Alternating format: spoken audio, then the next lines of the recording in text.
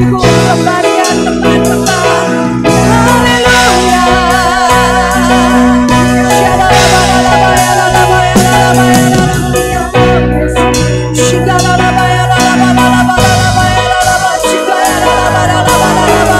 Mari ucapkan terima kasih kepada Tuhan.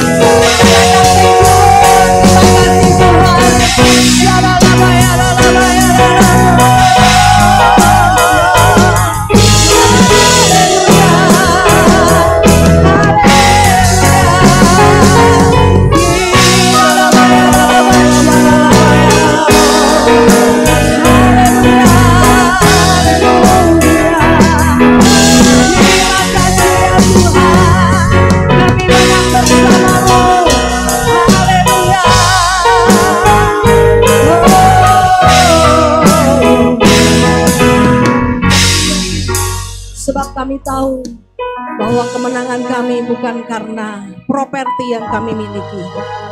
Kemenangan kami bukan karena kekuatan kami sendiri, tetapi kemenangan kami terletak kepada kuasa yang Tuhan berikan kepada kami.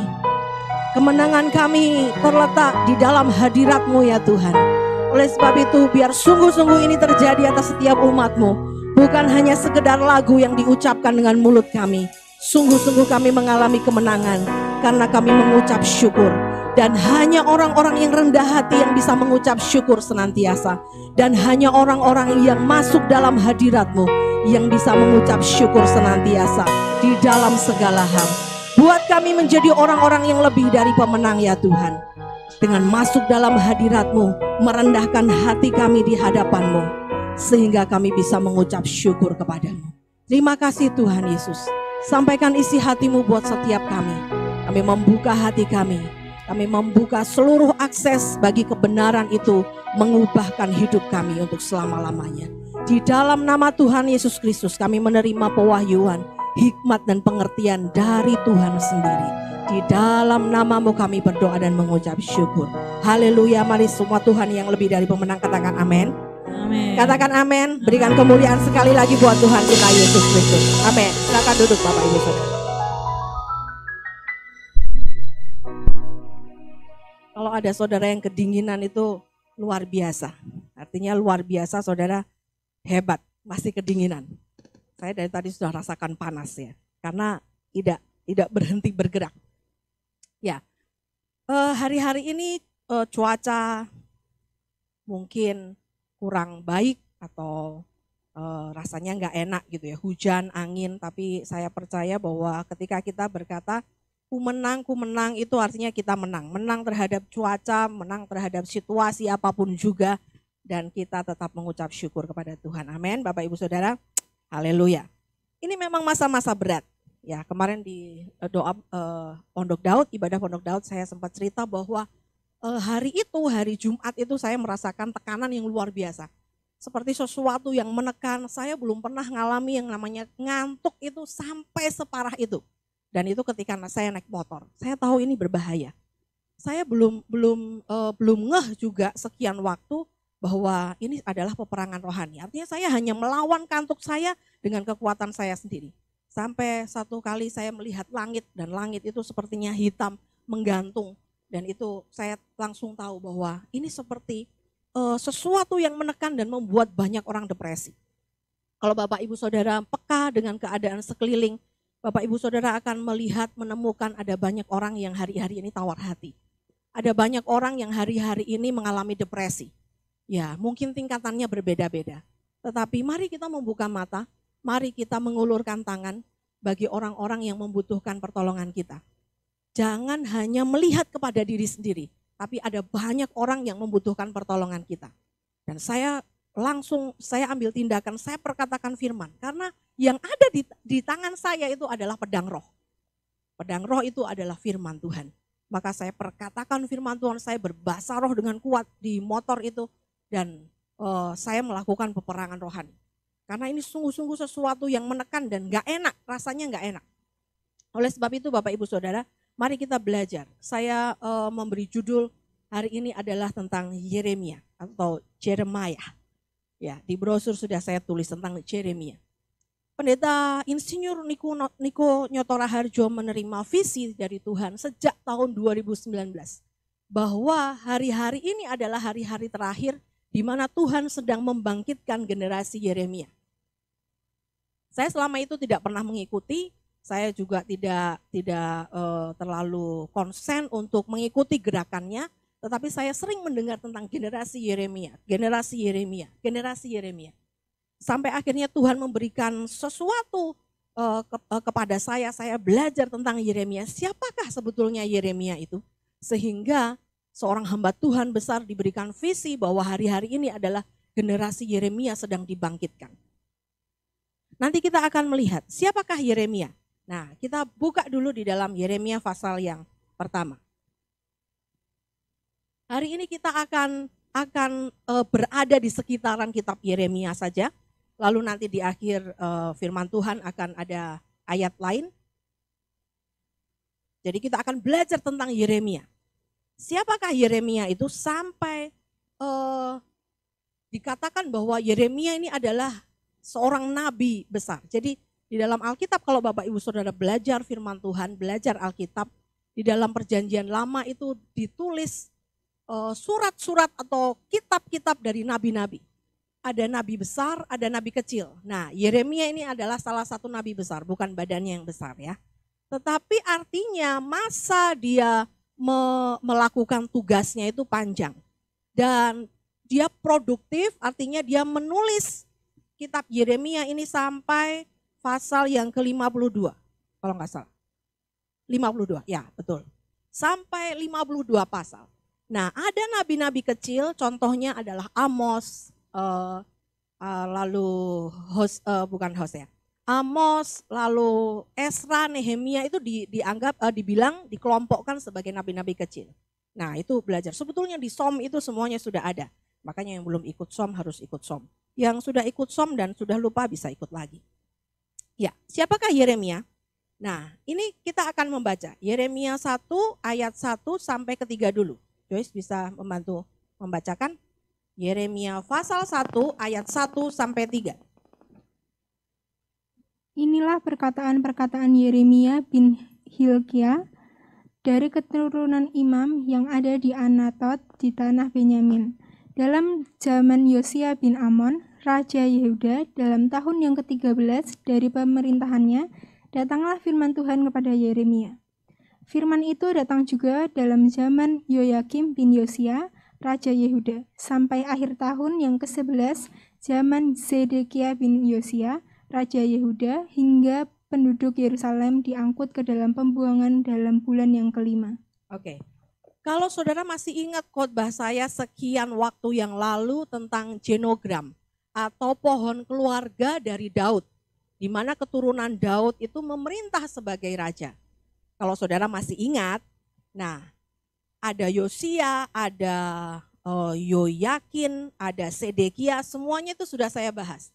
Dan terakhir adalah Sedekia. Setelah itu bangsa Israel mengalami masa pembuangan. Mereka diangkut ke Babel beserta dengan harta benda mereka, beserta dengan barang-barang yang ada di dalam bait suci.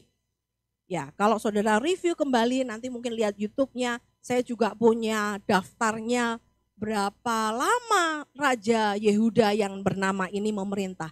Ada yang hanya 3 bulan, ada yang 11 tahun, ada yang sampai lama. Tetapi setelah Manasye, Tuhan itu sangat sakit hati karena Manasye itu melakukan sesuatu yang sangat jahat di mata Tuhan. Nah, Manasye ini sebelum Yosia, Bapak Ibu Saudara.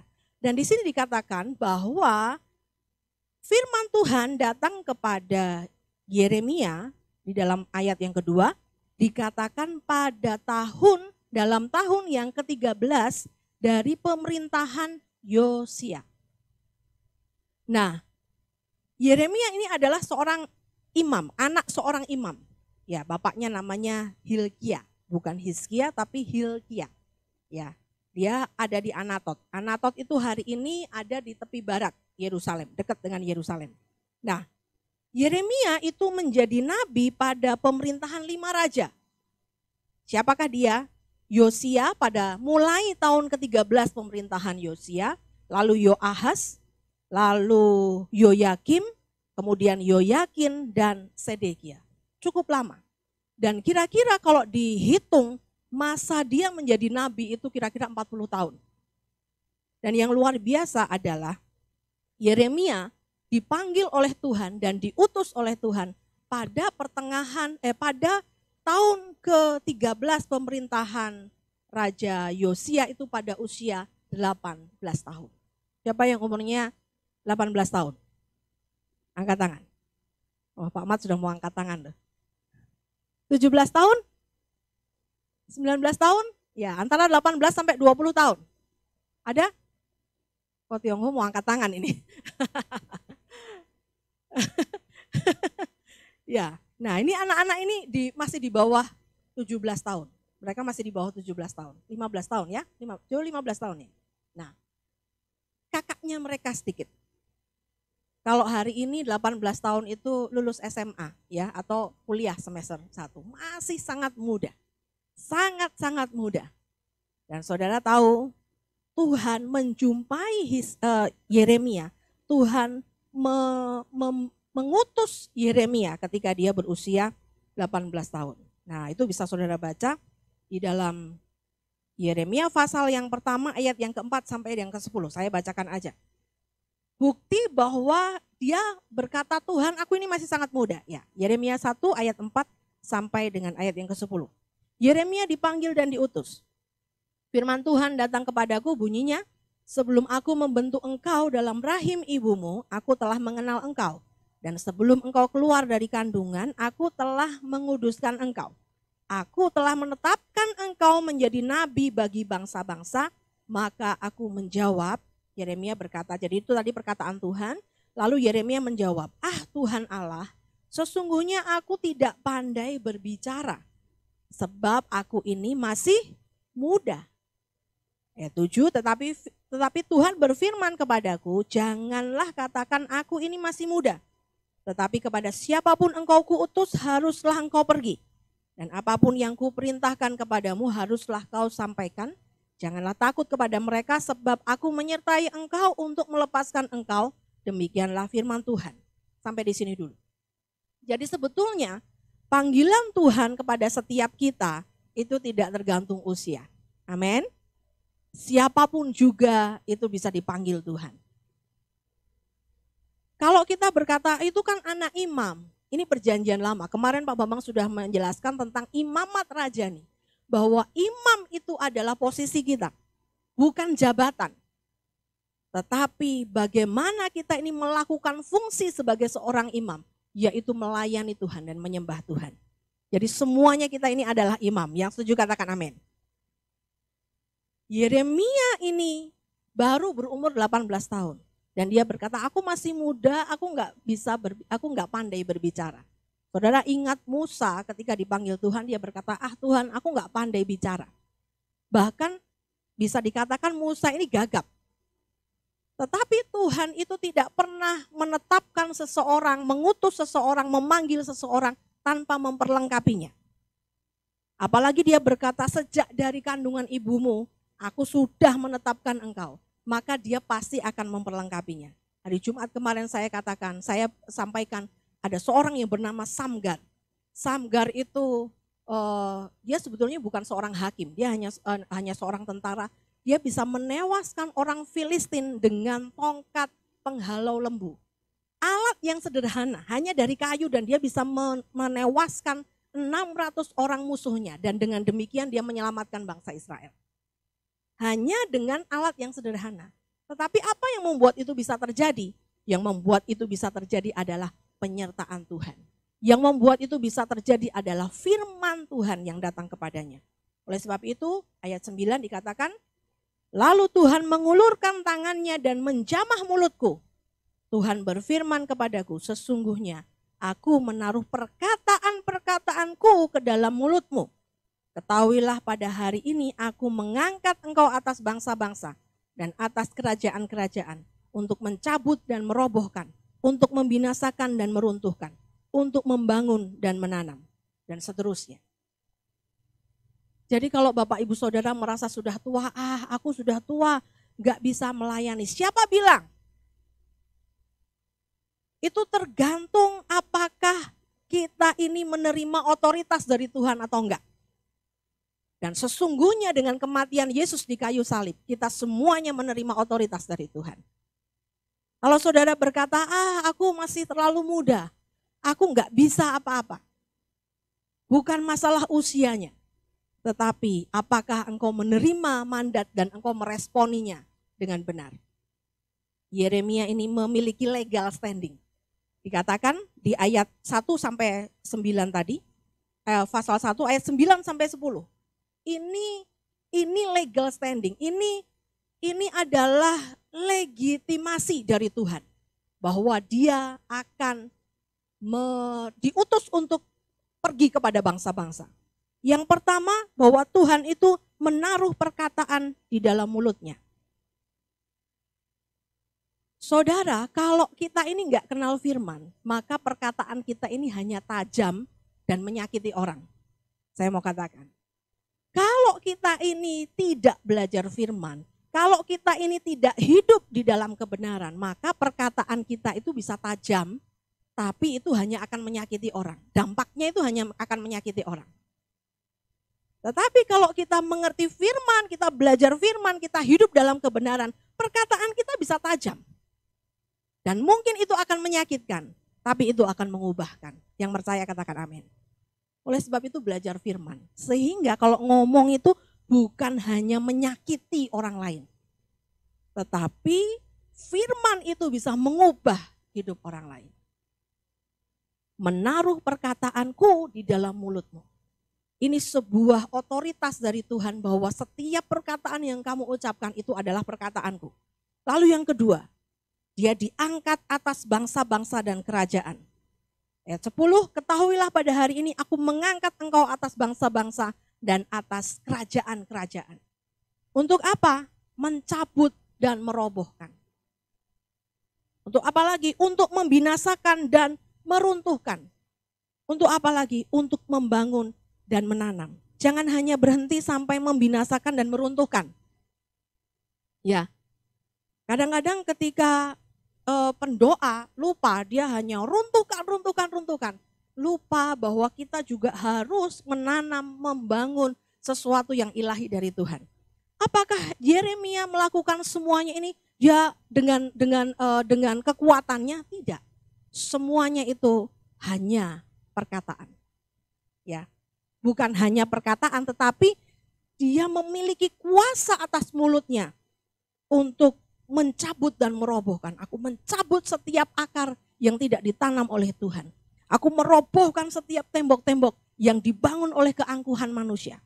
Apa susahnya sih memperkatakan firman? Tapi kalau kita nggak punya firman yang nyantol di memori kita, karena kita nggak pernah belajar, maka kita tidak punya kuasa untuk mencabut dan merobohkan, untuk membinasakan dan meruntuhkan. Nggak bisa. Oleh sebab itu, salah satu ciri generasi Yeremia adalah kenal Tuhan dan belajar firman.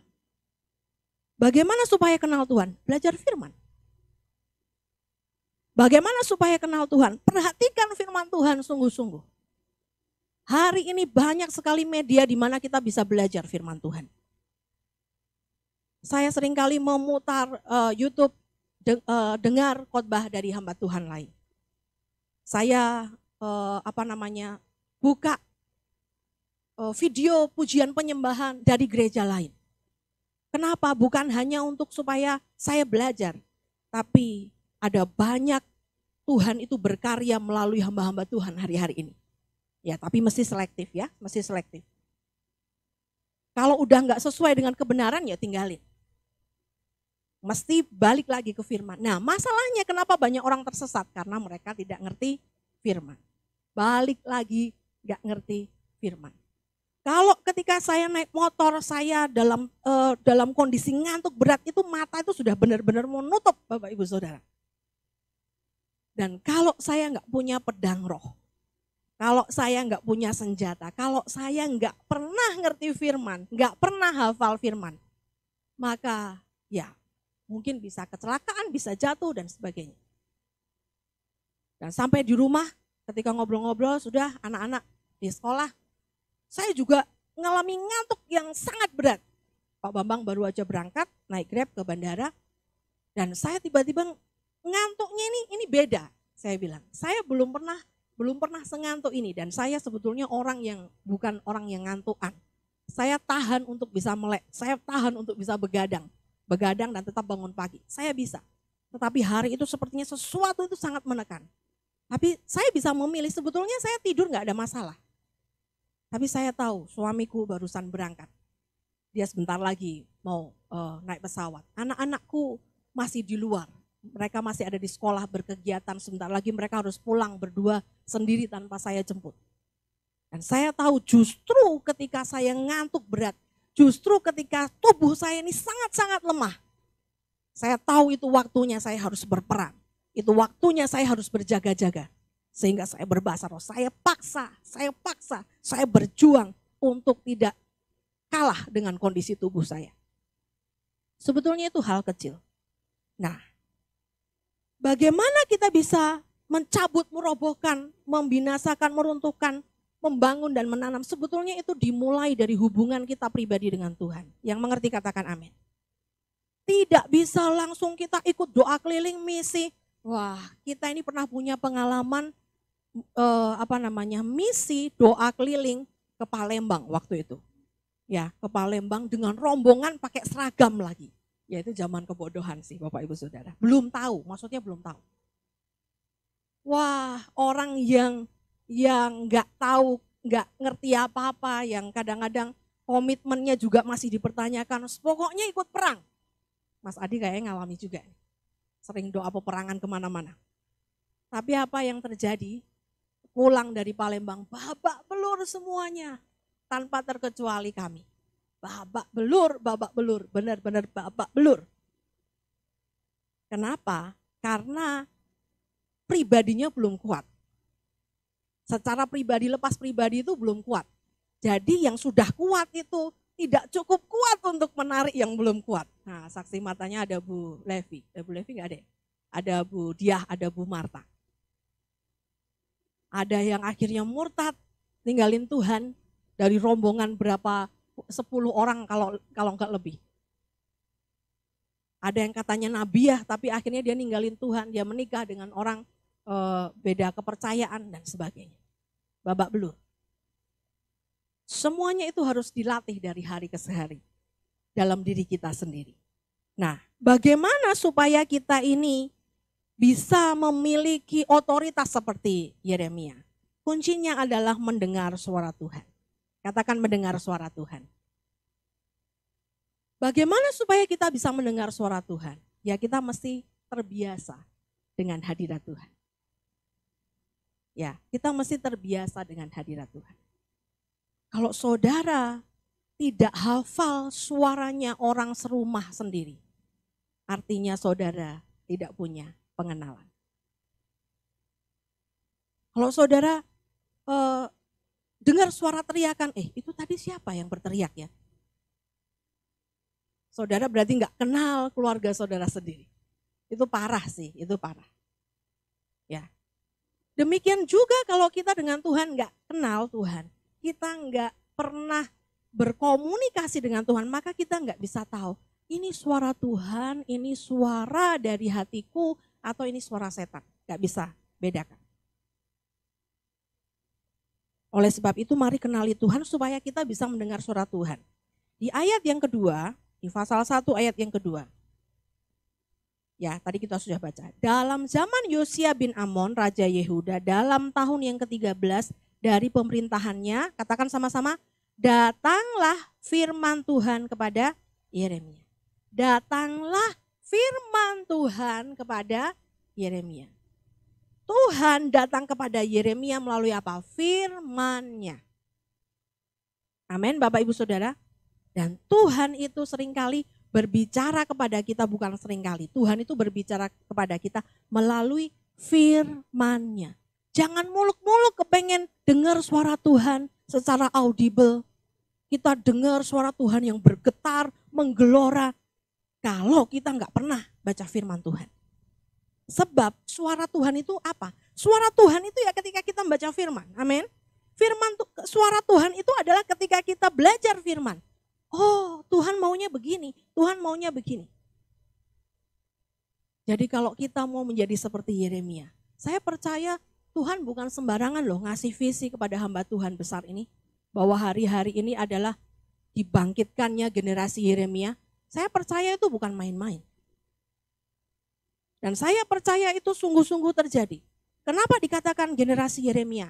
Kita nanti akan melihat kualitas Yeremia itu luar biasa. Dan Yeremia ini bukan hanya, generasi Yeremia ini bukan berarti hanya yang muda-muda saja. Tidak. Tapi semua umur, semua kalangan, semuanya kita harus belajar menjadi seperti seorang Yeremia. Mendengar suara Tuhan. Ayat yang keempat. Ini bukti bahwa dia mendengar suara Tuhan. Firman Tuhan datang kepadaku. Ya kan? Firman Tuhan datang kepadaku. Lalu lagi, satu lagi, ayat yang ke-11. Sesudah itu firman Tuhan datang kepadaku, bunyinya dan seterusnya. Jadi Yeremia itu mendengar suara Tuhan. Dan saya percaya dia dididik dengan baik oleh orang tuanya. Saya posting di media sosial saya, di Facebook saya dan IG saya. Saya sebetulnya cukup prihatin dengan anak-anak muda hari-hari ini ya. Anak-anak saya juga sering cerita, teman-temanku tuh loh mah, ketemu guru gitu tuh ya cuek gitu loh. Nggak nyapa, mari bu, ngomongnya aku, bu, aku, gitu. Ya saya sebetulnya nggak pernah ngajari secara khusus ya anak-anak saya. Kalau ngomong sama guru harus begini, kalau ketemu guru harus menyapa, enggak sih, saya nggak pernah ngajarin mereka secara khusus. Tapi itu sebetulnya hasil dari apa yang orang tua ajarkan di rumah. Ketemu guru ya cuek aja, kayak nggak ada orang. Kenapa? Karena mereka mungkin tidak pernah melihat sebuah keteladanan yang baik. Mungkin mereka tidak pernah diajari tentang norma-norma yang baik. Tetapi anak zaman sekarang nggak bisa kalau diomelin. Makanya saya nulis di Facebook saya. Omelan yang banyak itu akan membuat mereka diam sih memang. Ya, anak-anak muda sekarang kalau diomelin mereka akan diam. Tapi mereka tidak akan mau, mereka jadi enggan untuk mencurahkan isi hatinya. Mereka nggak akan curhat. Kenapa? Karena udah diomelin. Baru mau ngomong sedikit, mau cerita udah diomelin. Kamu nih udah diomelin. Itu akan membuat anak-anak itu diam memang. Tapi mereka nggak akan bisa curhat sama kita. Apa yang harus kita lakukan? Ya ini saya nggak berkata bahwa pendidikan anak saya itu paling baik di seluruh dunia. Tidak.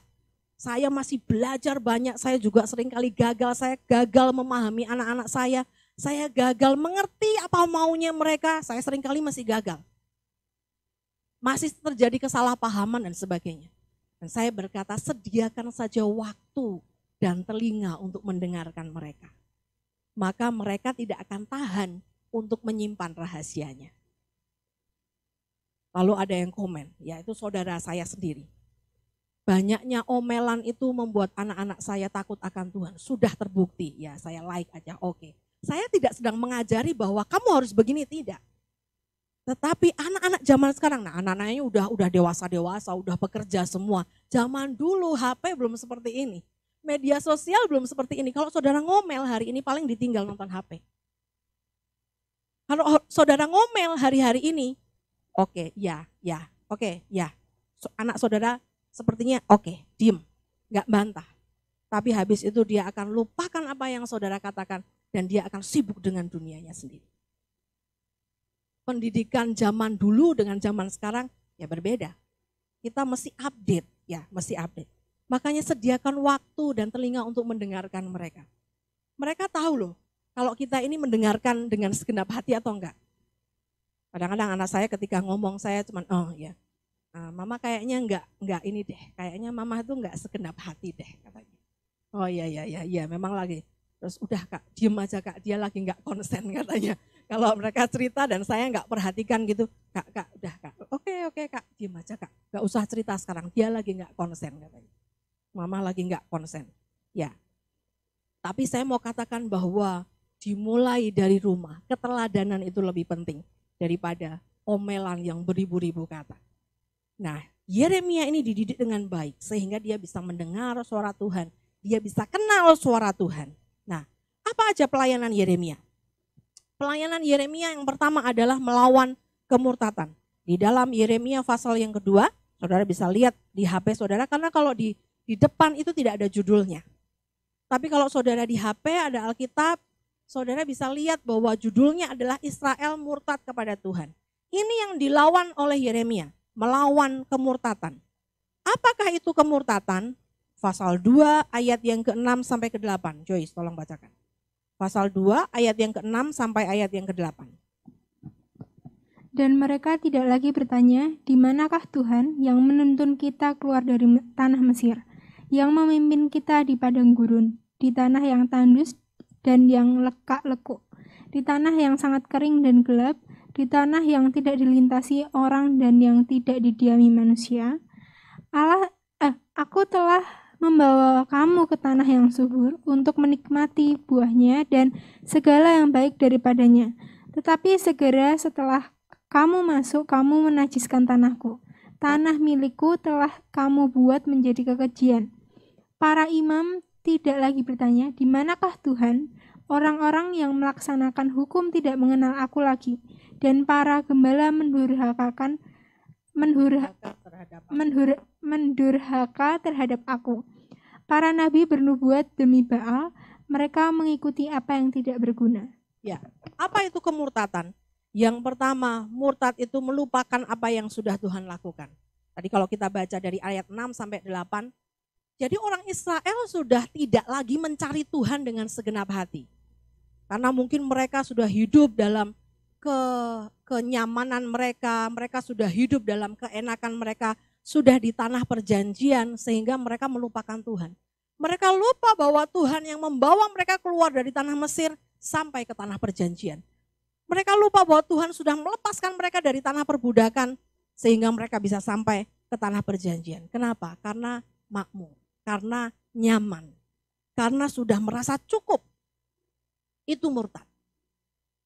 Sudah nggak ingat lagi bahwa karya Tuhan di kayu salib menebus dosaku itu sangat berharga. Sudah lagi nggak mencari Tuhan dengan segenap hati. Dikatakan di situ melupakan apa yang sudah Tuhan lakukan. Mereka melupakan, nggak menanyakan lagi di mana Tuhan. Mereka nggak cari Tuhan lagi. Terus, para imam tidak mencari Tuhan. Nah, mereka melaksanakan hukum tetapi tidak mengenal Tuhan. Apa itu? Melaksanakan hukum tapi tidak mengenal Tuhan. Saudara mungkin ke gereja, saudara baca Alkitab, ya. Tetapi saudara karena target, hari ini aku harus selesai sekian ayat, sekian ayat, sekian ayat. Tapi saudara tidak pernah merenungkan itu siang dan malam. Engkau mungkin memberikan persembahan tetapi tanpa mengenal Tuhan. Ternyata itu masuk di dalam kategori murtad. Saudara sepertinya saleh, tetapi saudara tidak mengenal Tuhan. Salah satu tanda orang yang mengenal Tuhan itu adalah ketaatan. Katakan ketaatan.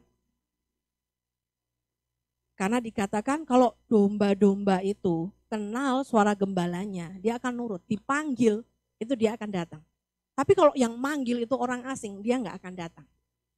Nah, apakah kita mengenal Tuhan?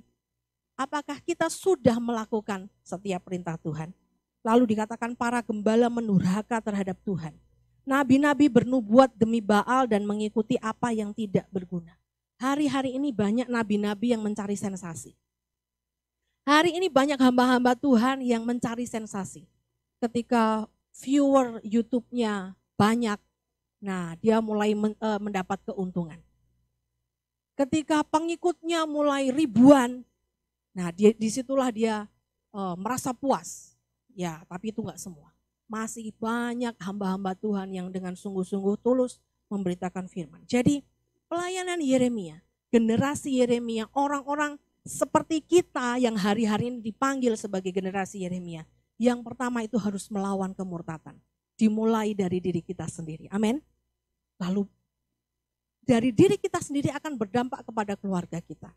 Setelah dari keluarga kita akan berdampak kepada lingkungan kita, keluarga besar kita, di tempat kita bekerja. sampai hidup kita ini sungguh-sungguh membawa dampak. Yang kedua, pelayanan Yeremia itu mengembalikan ibadah yang benar. Mari kita buka di pasal yang ke-7. Mulai ayat 21 sampai ayat 23. Saya bacakan untuk Bapak Ibu Saudara. Judul perikopnya di Alkitab Bapak Ibu Saudara adalah melawan ibadah tanpa kesetiaan. Beginilah firman Tuhan semesta alam Allah Israel. Tambah sajalah korban bakaranmu kepada korban sembelihanmu dan nikmatilah dagingnya. Sungguh pada waktu aku membawa nenek moyangmu keluar dari tanah Mesir, aku tidak mengatakan atau memerintahkan kepada mereka sesuatu tentang korban bakaran dan korban sembelihan.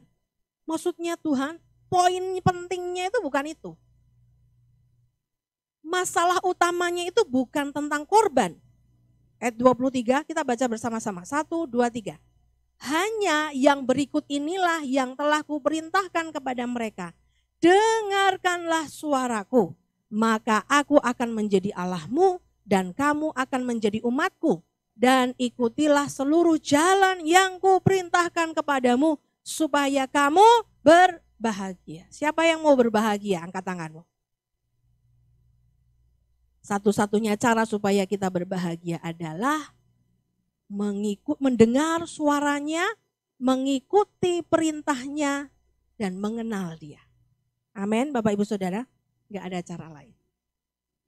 Ada orang yang berkata membanggakan bahwa asetnya itu tidak akan habis sampai 7 turunan. Tapi pertanyaannya, apakah itu akan menyelamatkan dia? Apakah itu akan membuat dia bahagia? Ya mungkin bisa bahagia tapi sementara. Sebab sudah terbukti bahwa orang-orang yang mengejar harta duniawi tidak akan pernah bahagia. Saya melihat artikel-artikel, ada tulisan-tulisan artis-artis zaman tahun 80-an yang dulu luar biasa tenar, luar biasa terkenal, hampir di semua film dia ada di situ, dia bermain.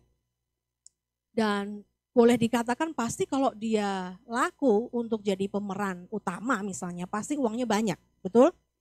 Karena saat untuk waktu itu ya, waktu saya masih remaja, saya pernah membaca bahwa satu orang model untuk iklan, satu kali iklannya itu tayang, kontrak 1 periode itu, dia dibayar waktu itu 75 juta.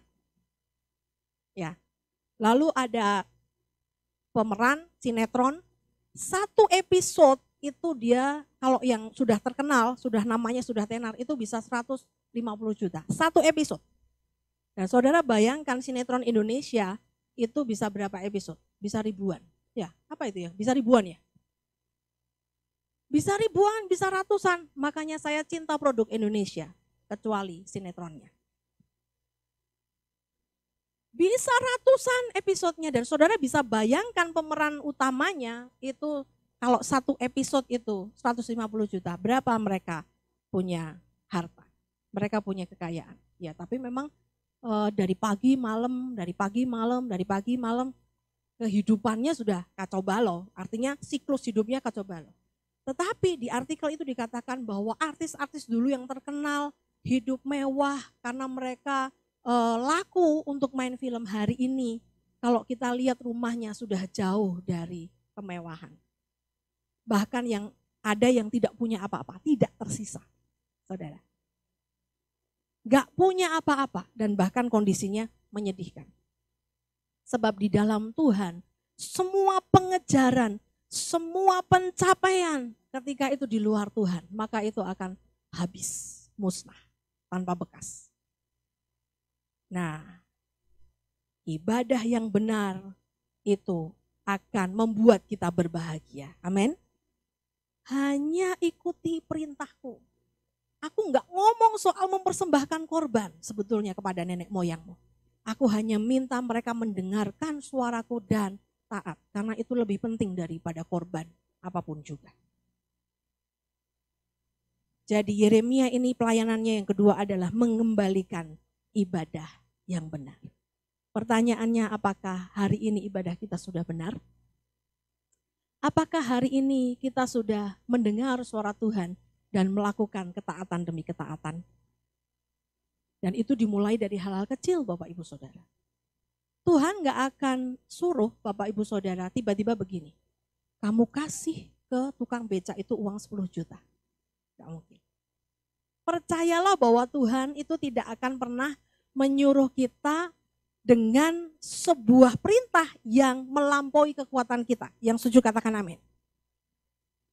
Selalu dimulai dari hal-hal kecil. Perkara-perkara sederhana. Hal-hal yang keseharian ketika kita taat, maka kita akan berbahagia. Saya berbahagia ketika saya disuruh hal yang sederhana aja. Doakan orang itu misalnya. Lalu saya taat. Padahal saya nggak ngerti sebetulnya dia sedang punya masalah apa. Kadang-kadang saya teringat seseorang. Saya WA. Tiba-tiba saya ingat kamu. Kamu baik-baik, kamu sehat-sehat aja. Nah, pertamanya dia masih muter. Ya, dia masih sungkan. Tapi akhirnya dia berkata, ya udahlah mumpung ibu WA saya mau curhat sekalian. Nah, kenapa? Apa yang bisa saya lakukan ya? Kadang-kadang saya digerakkan untuk akhirnya telepon, saya doakan. Kadang-kadang saya hanya menyediakan wadah untuk saya menampung curhatannya. Itu aja. Dan dia bahagia karena dia punya ternyata di waktu yang tepat dia bisa cerita sama orang. Saya juga bisa berbahagia karena saya artinya bisa menolong orang itu untuk mencurahkan isi hatinya kepada saya. Itu hal sederhana Bapak Ibu Saudara. Nah, yang ketiga, pelayanan Yeremia itu adalah menyampaikan nubuatan. Apa itu nubuatannya? Tentang dosa dan hukuman. Kalau Bapak Ibu Saudara nanti lihat di kitab Yeremia ini, dia menubuatkan bahwa Israel itu akan mengalami pembuangan di Babel. Dia sudah katakan semua dan itu semuanya dari Tuhan. Dia sudah memperingatkan Raja Sedekia, kalau kamu tetap berbuat jahat di mata Tuhan, maka semua yang kamu miliki, rakyatmu, semua yang ada di bait suci itu akan diangkut semua ke Babel. Itu sudah disampaikan. Tetapi mereka tidak percaya dan mereka tetap berbuat jahat di hadapan Tuhan. Lalu nubuatan tentang bangsa-bangsa dan kerajaan. Itu di pasal 46 sampai pasal 51. Yeremia bernubuat tentang Moab. Yeremia bernubuat tentang Mesir. Yeremia bernubuat tentang bangsa-bangsa. Bagaimana hukuman Tuhan itu akan terjadi kepada bangsa-bangsa yang waktu itu diucapkannya. 46 sampai 51. Saya bacakan judulnya. Ya. Nubuat bangsa-bangsa lain. Firman Tuhan tentang bangsa-bangsa. Firman Tuhan yang datang kepada Nabi Yeremia tentang bangsa-bangsa. 46 ayat yang pertama. Lalu yang ayat kedua itu mengenai Mesir yang pertama. Terus ayat yang ke-47 mengenai orang Filistin. Mengenai Moab 48. Mengenai Bani Amon, itu semuanya musuh-musuhnya orang Israel. Mengenai Babel. Dan hukuman Tuhan atas Babel. Tetapi Bapak Ibu Saudara, kalau bangsa Israel itu taat kepada Tuhan, maka sebetulnya mereka tidak akan diperlakukan oleh bangsa-bangsa, oleh musuh-musuhnya itu dengan semena-mena. Ya, seandainya, karena di situ dikatakan di kitab Yeremia bahwa ada janji tentang pemulihan, ada janji tentang ketika sebuah bangsa itu bertobat, apa yang akan Tuhan lakukan? Tuhan sudah sampaikan semua. Tetapi mereka memilih untuk tetap berbuat jahat kepada Tuhan. Mereka memilih untuk tetap menyembah berhala. Sehingga mereka mengalami pembuangan. Sebetulnya sama seperti begini. Hari-hari ini saya juga mendengar berita, membaca berita, melihat berita ada banyak perempuan-perempuan yang dilecehkan. Bahkan sampai ada yang mengalami akhirnya dibunuh. Oleh pacarnya lah, oleh orang lain lah. Tapi saya mau katakan, Bapak Ibu Saudara. Mari kita menjaga anak-anak kita, terutama anak-anak perempuan ini. Karena begini, kalau anak-anak perempuan ini punya harga diri, artinya mereka melihat bahwa diri mereka itu berharga, maka orang lain juga akan menghargai mereka. Yang mengerti katakan amin. Kalau kita ini melihat bahwa diri kita berharga, maka orang lain itu akan menghargai engkau. Pelecehan kepada laki-laki juga banyak sih sebetulnya. kepada anak-anak. Makanya betapa pentingnya bahwa anak-anak kita dan kita sendiri mengerti bahwa harga kita itu tidak ternilai. Amin. Kita ini bukan orang yang murahan. Kita ini bukan orang yang sembarangan. Maka orang lain melihat saudara itu juga akan memandang bahwa engkau ini bukan orang sembarangan. Itu sebuah hukum sebab akibat. Itu adalah hukum tabur tuai. Itu adalah sebuah hukum yang tidak bisa dipisahkan. Makanya ketika saya mendengar kasus, membaca sebuah berita bahwa ada anak perempuan yang dilecehkan. Kita mesti lihat bagaimana kronologisnya. Kita mesti lihat latar belakang keluarganya. Mengapa sampai seseorang anak ini dilecehkan? Mengapa sampai seorang wanita, ibu-ibu, berapapun usianya sampai mengalami pelecehan dan sebagainya? Sebab dia sebetulnya memandang dirinya tidak berharga. Maka orang lain juga tidak akan menghargai dia. Saya menemukan kebenaran ini. Ada orang-orang, perempuan-perempuan yang mengalami KDRT. Saudara tahu KDRT, kekerasan dalam rumah tangga. Baik itu secara verbal, baik itu secara fisik. Mengapa istri-istri bisa dipukul sama suaminya? Oh, soalnya istri saya itu cerewet, jadi saya nggak tahan. Ya, tetapi saya mau sampaikan Bapak Ibu Saudara. Kalau seorang istri ini menutup kemungkinan untuk tidak dipukul, maka dia tidak akan dipukul. Kalau seorang istri ini bisa menempatkan diri dengan baik, dia menghargai dirinya sendiri bahwa aku ini orang yang berharga di hadapan Tuhan, gambar dirinya pulih, maka dia nggak akan dipukul. Dan kalau saudara masuk dalam dunia konseling, itu sangat menarik Bapak Ibu Saudara. Karena akan ditemukan bahwa perempuan-perempuan yang mengalami kekerasan dalam rumah tangga, dia membuka dirinya memang untuk menerima pukulan. Mungkin bukan karena dia cerewet, banyak juga yang pendiam tapi tetap dipukulin. Tetapi karena dia membuka celah dalam dirinya, bahwa aku ini memang layak dipukul, apalagi kalau dia mengalami itu mungkin dari kecil. Aku ini memang tidak berharga, ditolak, aku nggak diharapkan. Nah, dia membuka celah bagi dirinya sehingga orang lain memperlakukan hal yang sama. Sama seperti bangsa Israel. Mereka membuka celah sehingga Tuhan itu mengizinkan musuh itu menyergap mereka. Yeremia itu mengalami 3 kali penyerbuan bangsa Babel ke Israel. Dan buat seorang hamba Tuhan itu tidak mudah bertugas, diutus Tuhan di tengah bangsa yang bobrok. Ya, moralnya bobrok karena mereka menyembah berhala. Dan biasanya penyembahan berhala diikuti dengan perzinahan. Perzinahan secara rohani diikuti dengan perzinahan secara jasmani. Apa yang bisa kita pelajari dari Yeremia? Nah, ini apa yang dimaksud dengan generasi Yeremia? Mengapa kita mesti belajar seperti Yeremia? Mengapa akhir zaman ini kita mesti menjadi orang-orang yang memiliki spirit of Jeremiah? Kita memiliki roh seperti Yeremia.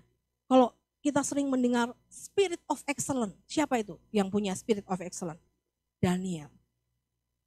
Luar biasa. Dan saudara mesti tahu bahwa Daniel itu juga hidup di zaman itu. Ya, pada masa pembuangan ke Babel.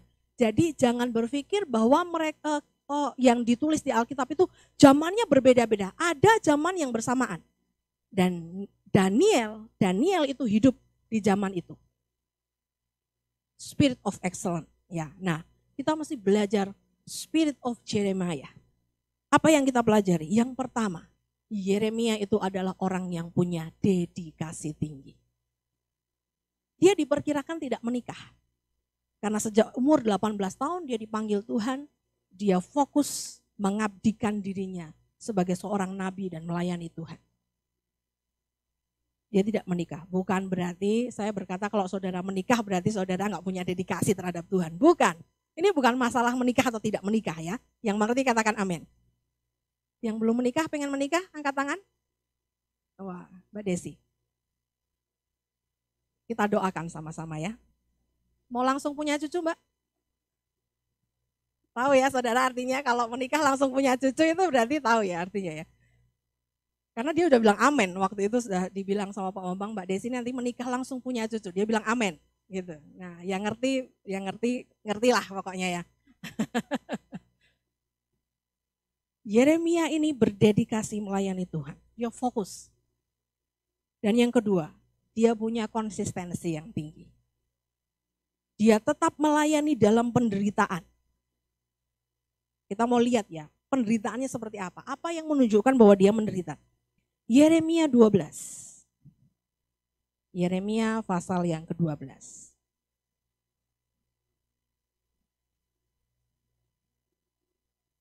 Yeremia pasal yang ke-12, judulnya adalah keluhan Yeremia dan jawab Allah. Jadi ternyata nabi besar, nabi yang punya dedikasi tinggi, dia juga sempat ngalami yang namanya kelemahan. Dia mengeluh kepada Tuhan.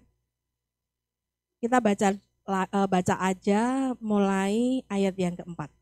Ini salah satu keluhannya Yeremia. Saya bacakan ya. Yeremia 12 ayat yang keempat dan kelima. Berapa lama lagi negeri ini menjadi kering? Dia ngomong sama Tuhan ya. Dan rumput di segenap padang menjadi layu karena kejahatan penduduknya, binatang-binatang dan burung-burung habis lenyap. Artinya karena penduduknya jahat, lalu hukuman itu terjadi atas bangsa itu. Sebab mereka telah mengira ia tidak akan melihat tingkah langkah kita. Jadi orang Israel itu mengira bahwa Tuhan itu gak akan lihat apa yang kita perbuat.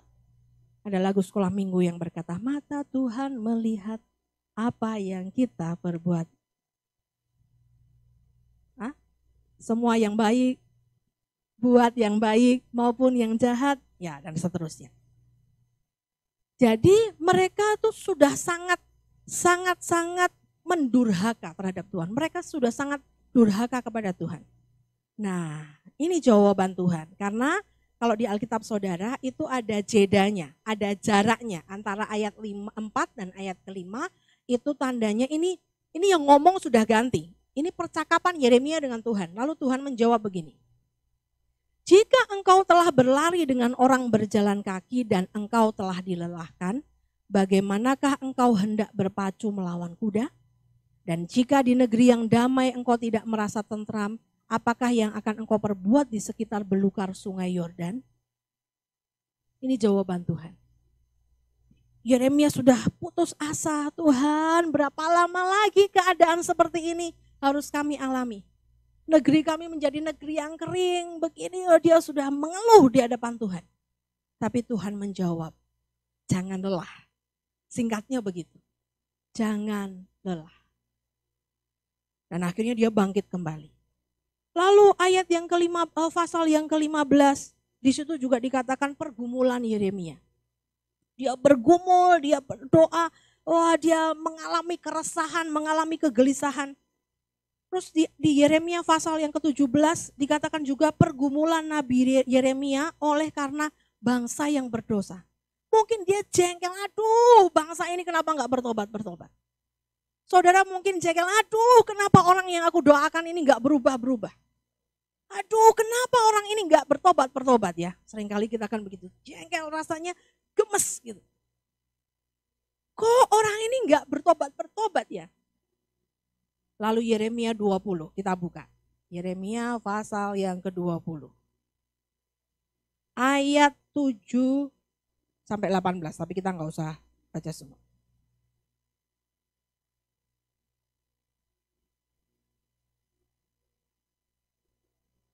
Judulnya adalah keluh kesah Yeremia akibat tekanan jabatannya.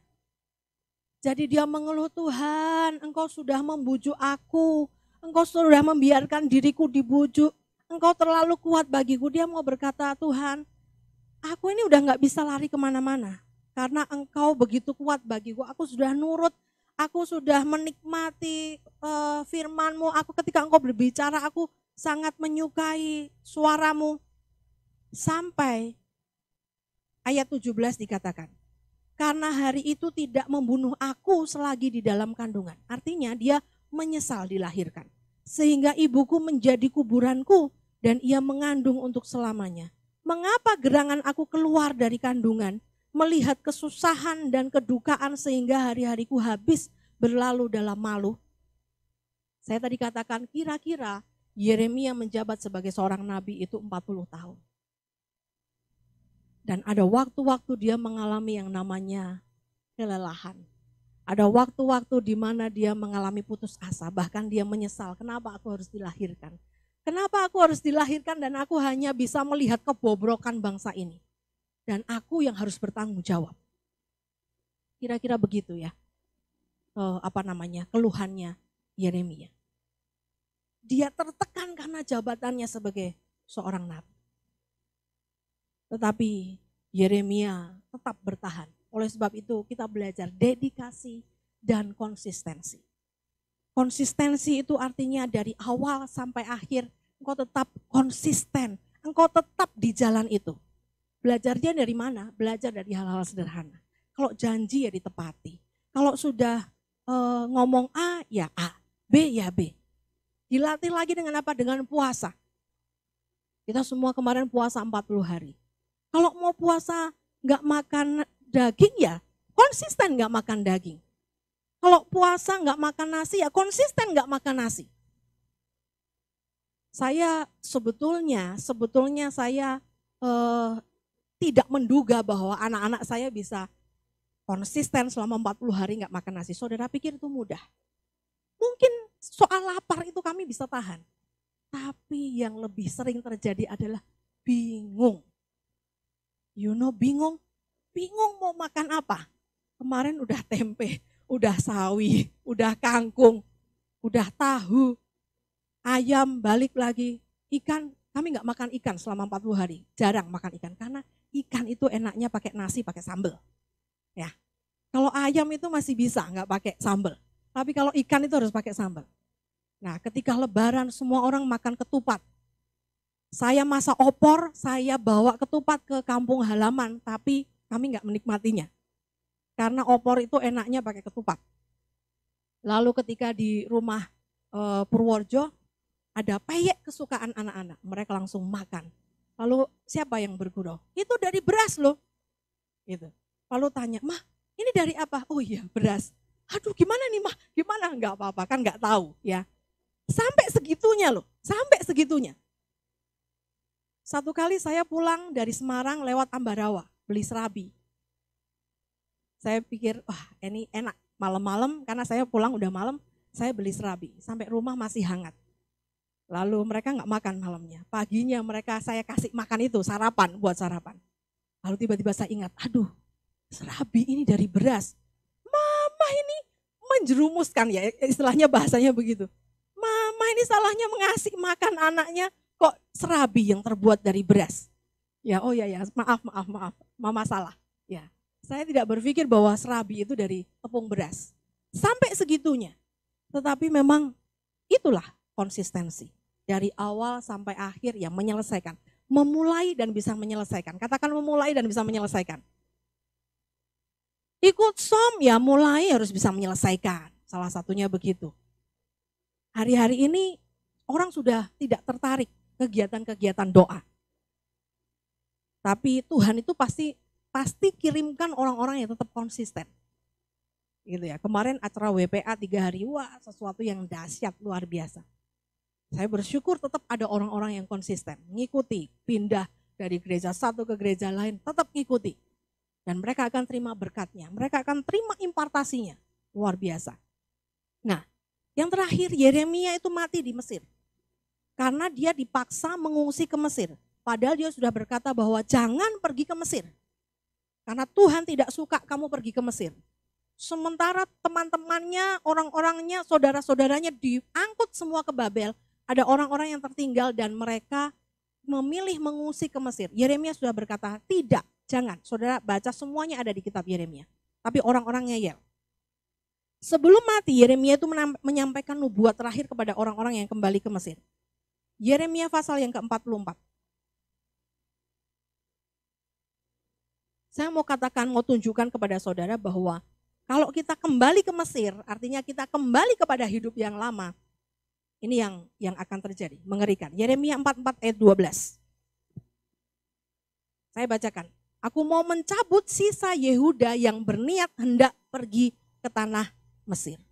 baru berniat ke tanah Mesir itu Tuhan sudah gak suka, gak berkenan. Untuk tinggal sebagai orang asing di sana. Mereka semuanya akan habis mati di tanah Mesir. Mereka akan rebah mati karena pedang dan akan habis mati karena kelaparan. Dari yang kecil sampai kepada yang besar, mereka akan mati karena pedang dan karena kelaparan. Dan mereka akan menjadi kutuk kengerian, kutukan dan aib. 13. Aku mau menghukum mereka yang diam di tanah Mesir, sama seperti aku telah menghukum Yerusalem, yaitu dengan pedang, dengan kelaparan, dan dengan penyakit sampar. 14.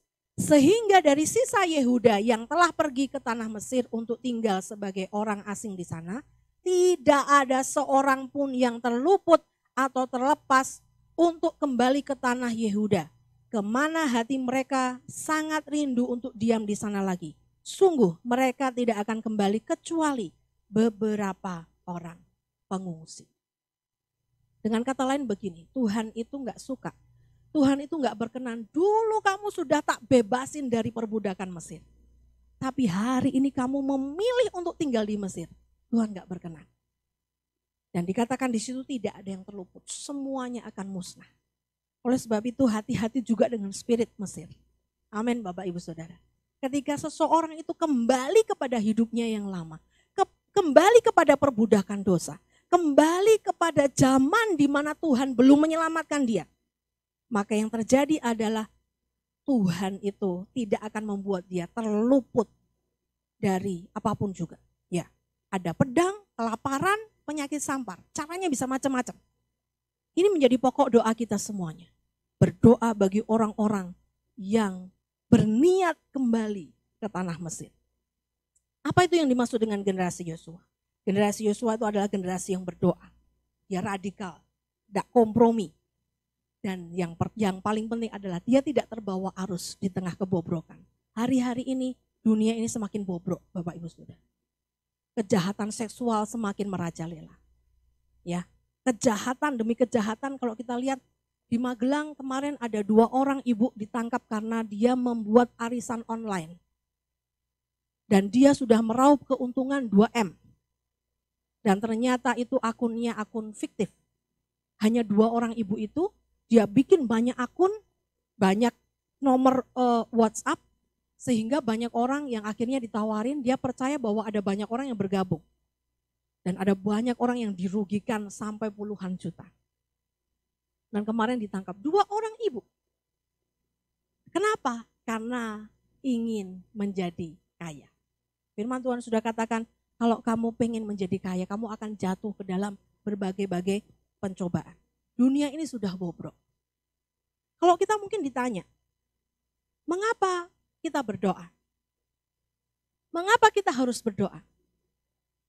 Supaya terjadi perubahan, betul? Mengapa kita harus berdoa? Supaya terjadi perubahan. Lalu mungkin ada saudara yang sudah mulai lelah berdoa. Tapi saya sudah berdoa bertahun-tahun, saya sudah berdoa berpuluh-puluh tahun, tapi nggak ada perubahan. Jawabannya, mungkin kita yang harus berubah. Yang setuju katakan amin. Karena doa itu selalu menghasilkan perubahan. Kalau yang kita doakan belum berubah, berarti Tuhan mau supaya kita yang berubah. Berubah jadi sabar, berubah jadi rendah hati, berubah menjadi intim dengan Tuhan. Berubah cara berpikir kita, berubah cara pandang kita terhadap orang yang kita doakan, terhadap sesuatu yang kita doakan. Karena doa itu selalu menghasilkan perubahan.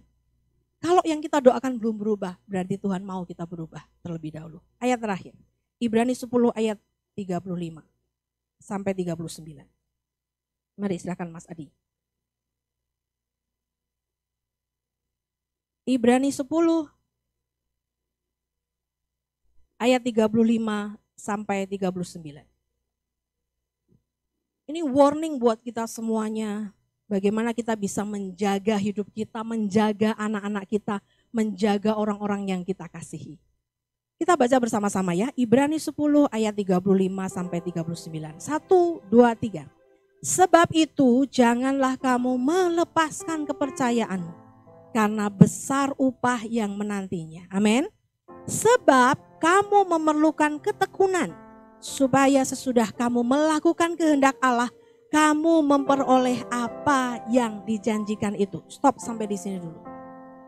Kenapa kita belum memperoleh apa yang dijanjikan itu? Tuhan mau supaya kita lebih tekun. Amin. Tuhan mau supaya kita berubah. Tuhan mau supaya kita lebih sabar. 37. Sebab sedikit, bahkan sangat sedikit waktu lagi, dan Ia yang akan datang sudah akan ada tanpa menangguhkan kedatangannya. Tidak akan ditunda, dan sedikit waktu lagi sudah hampir tiba waktunya.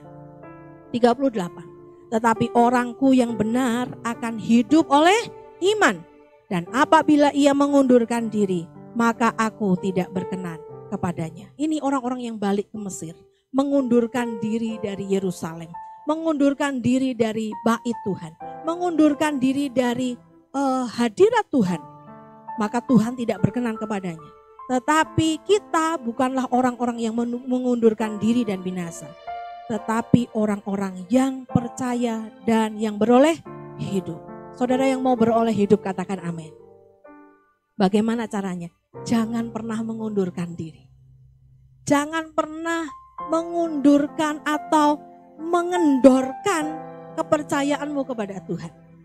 Sebab tidak ada cara lain untuk berbahagia selain kita mengenal Tuhan dan melakukan semua perintahnya. Mari kita tutup Alkitab kita tundukkan kepala bersama-sama. Biar firman-Mu hari ini tentang Yeremia menjadi sebuah motivasi, bahkan menjadi inspirasi dalam hidup kami. Untuk kami hidup dengan spirit of Jeremiah. Kami menjadi orang-orang yang tidak kompromi. Kami menjadi orang-orang yang tidak kompromi dengan dosa. Kami menjadi orang-orang yang memperbaiki ibadah yang benar. Kami melawan setiap kemurtatan, bahkan kami bernubuat. Bangkitkan anak-anak-Mu ya Tuhan. Sebab ini waktunya bagi kami untuk bangkit. Sebab di akhir zaman ini Engkau memerlukan orang-orang seperti Yeremia. Dan hamba-Mu berdoa Tuhan menemukannya di tempat ini. Di dalam nama Tuhan Yesus Kristus.